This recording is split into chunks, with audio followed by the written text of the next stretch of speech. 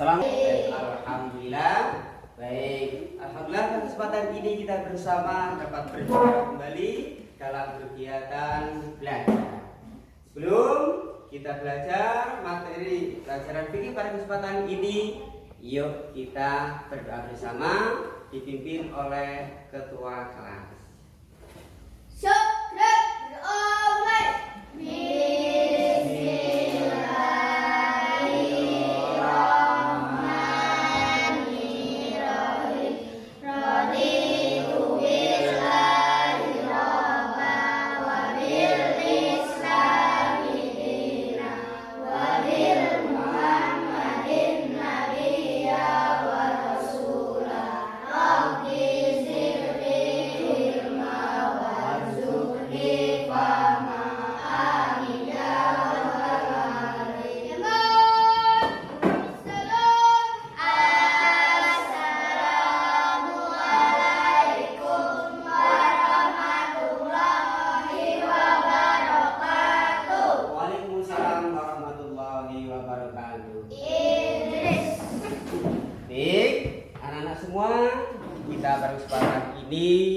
Dapat belajar kembali dalam keadaan sehat. Sebagai bukti karena sehat, kalian pada kesempatan ini bisa hadir di sekolah.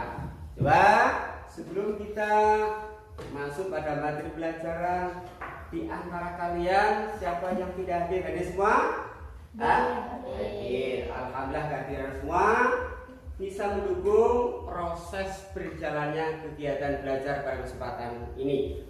Sebelum kita bersama belajar materi fikih, yakni tentang zakat fitrah, ya, tentang zakat fitrah. Namun sebelumnya, yuk kita tadarus Al-Quran surat Al-Ma'un bersama, yuk.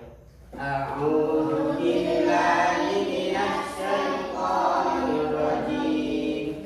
Bismillahirrahmanirrahim.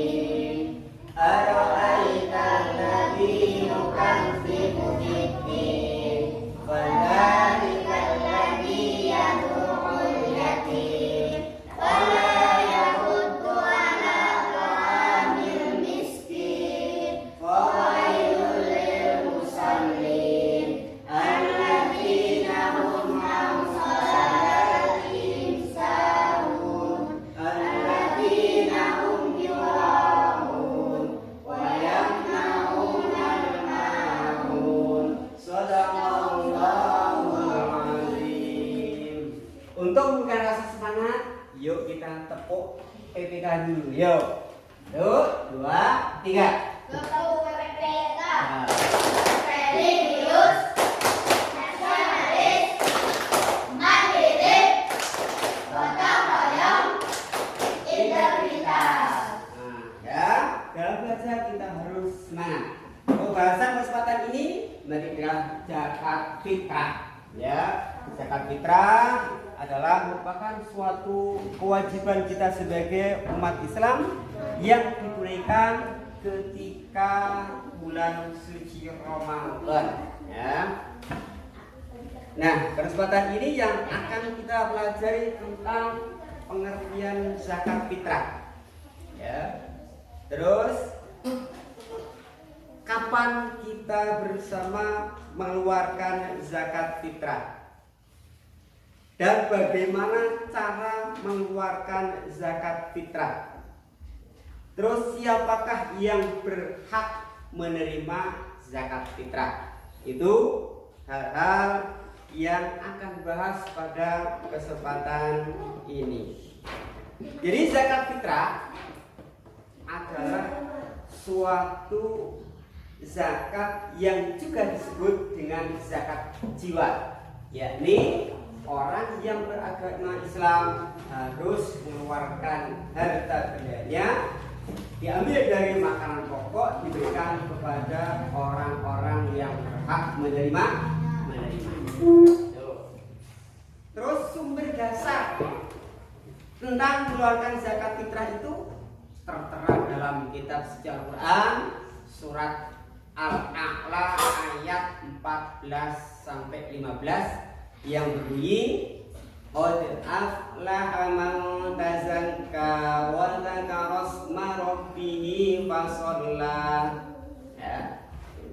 Yang artinya sungguhnya sangat beruntung orang yang membersihkan diri dengan iman dan juga menyebut nama Tuhannya lalu ia sholat. Terus kapan kita mengeluarkan zakat fitrah? Zakat fitrah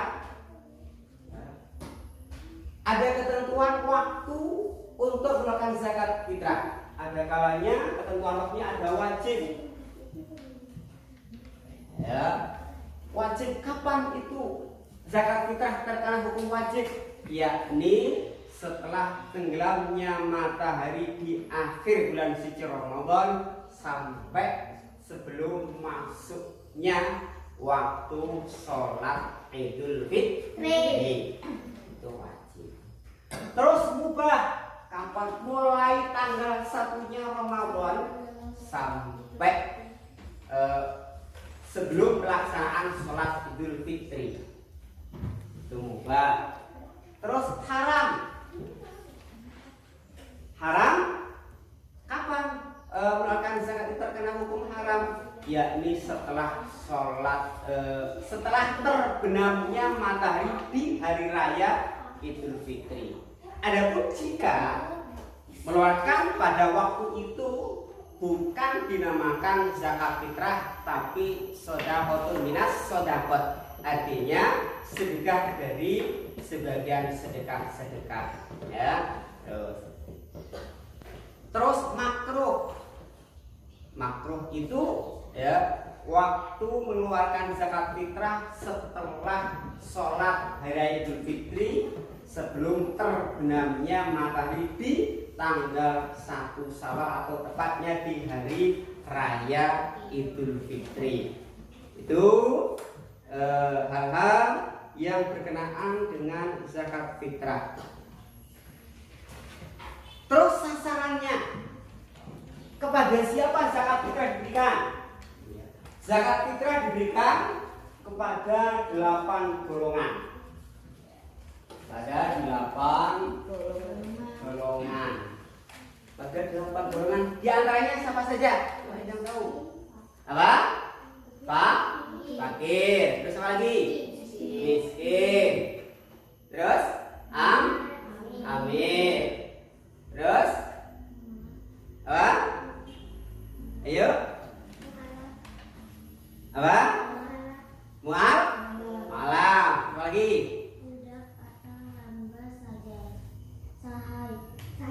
Budak atau hamba sahaya. Terus apa lagi? Hurim. Terus apa lagi? Fisabilillah. Terus ibnu sabil. Itu sasaran zakat fitrah ya yang akan diberikan kepada golongan atau 8 golongan atau dalam bahasa dikatakan asnaf. Ya. Asnaf artinya golongan atau kelompok orang-orang yang berhak menerima zakat fitrah.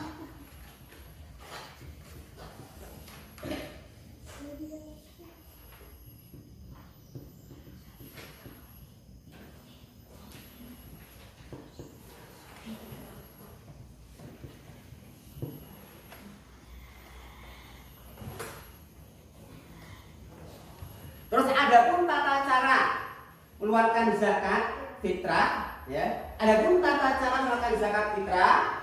Ya. Semua sudah tahu. Kalian pernah melakukan zakat fitrah? Pernah? Bagaimana coba caranya? Ya.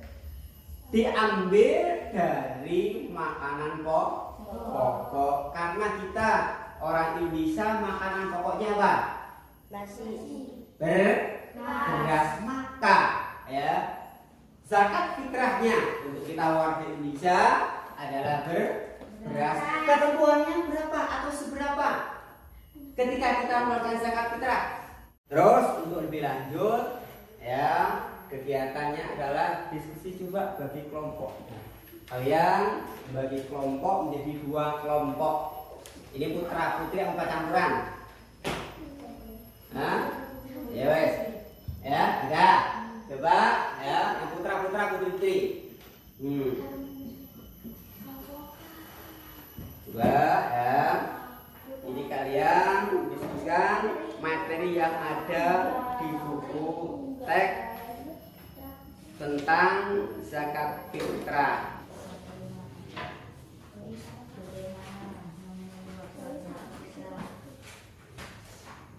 Salah satu namun kalau kerja kelompok ya, kerja kelompok itu yang satu tulis, yang lainnya mencari sumber yang akan ditulis.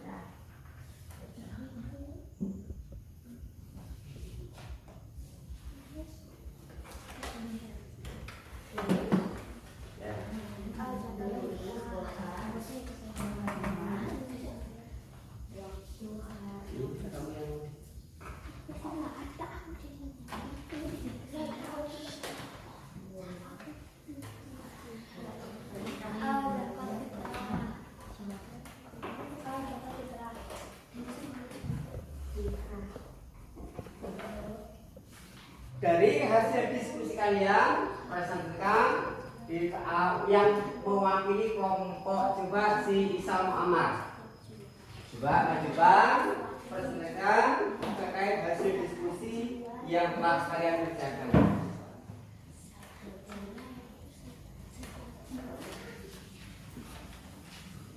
Coba kalian. Coba Isal maju.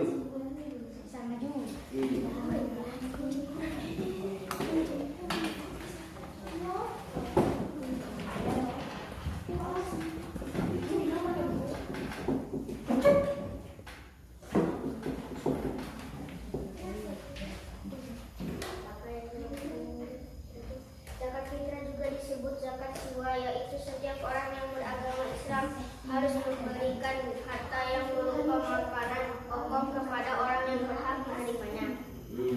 Ya, jadi zakat fitrah adalah zakat yang diambil dari harta seseorang diberikan kepada orang yang berhak menerima.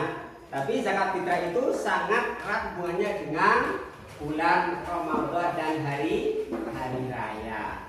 Maka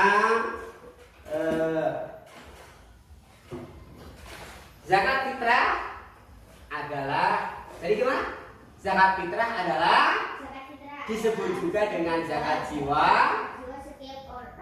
yaitu setiap orang yang beragama Islam harus mengeluarkan harta bendanya yang berupa makanan diberikan kepada orang yang berhak menerimanya.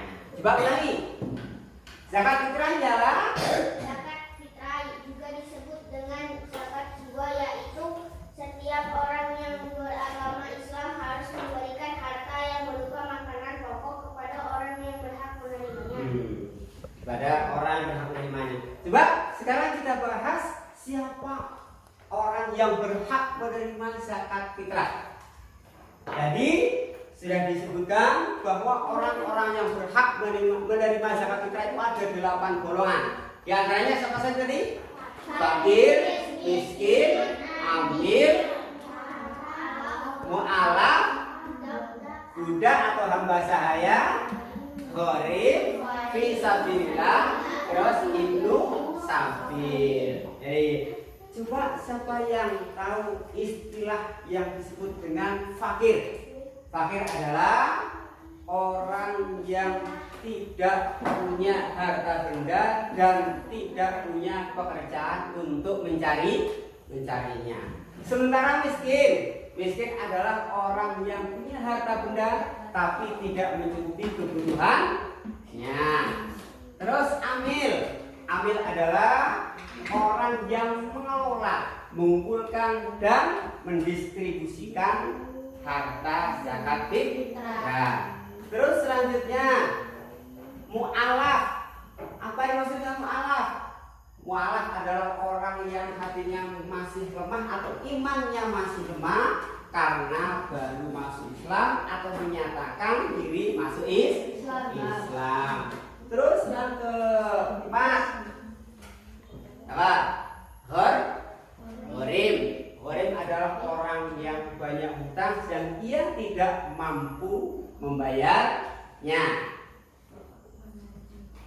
Terus yang selanjutnya adalah budak sahaya, ya, atau hamba sahaya. Hamba sahaya adalah orang budak atau seorang budak atau seorang hamba sahaya yang punya kesempatan untuk memerdekakan dirinya, tapi ia tidak punya harta.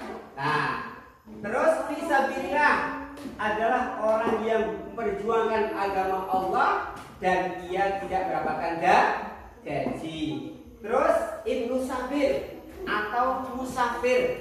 Musafir adalah orang yang bepergian dan ia kehabisan bekal dan ia memerlukan bantuan. Itu diantaranya ada 8 golongan yang berhak menerima zakat fitrah. Jadi bersama ini terkait dengan pelajaran kita, ya, bisa disimpulkan bahwa zakat fitrah adalah suatu bentuk kegiatan untuk melatih diri kita agar bisa berlaku dermawan. Jadi zakat fitrah itu tidak hanya untuk menerapkan hal zakat fitrah itu tidak hanya bisa dilaksanakan ketika bulan suci Ramadan dan hari raya. Setelah itu juga sebagai bentuk kedermawanan kita bisa berbagi kepada orang-orang yang dekat dengan kita.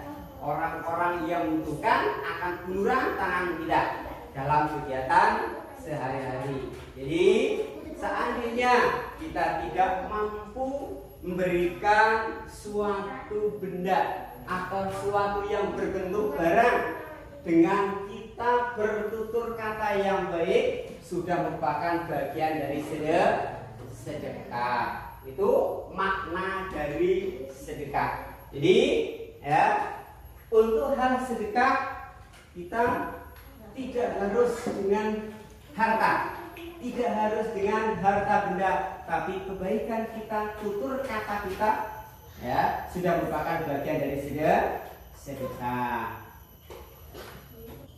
Mulai dari pengertian zakat fitrah, ya, pelaksanaan zakat fitrah, hukum zakat fitrah, dasar hukum zakat fitrah, dan kita menerapkan zakat dalam kehidupan sehari-hari, ya, telah dipelajari. Kalian telah paham?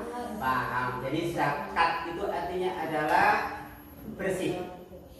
Yang secara tindak nyatanya adalah kita memberi.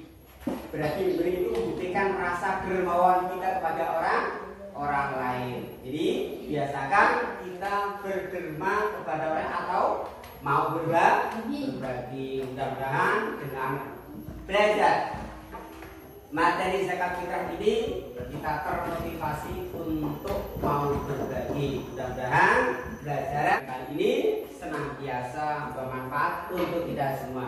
Yuk kita tutup belajar kita kali ini dengan bacaan hamdalah. Alhamdulillahirabbil alamin. Sekian, ulang mohon maaf. Akhiri, wassalamualaikum warahmatullahi wabarakatuh.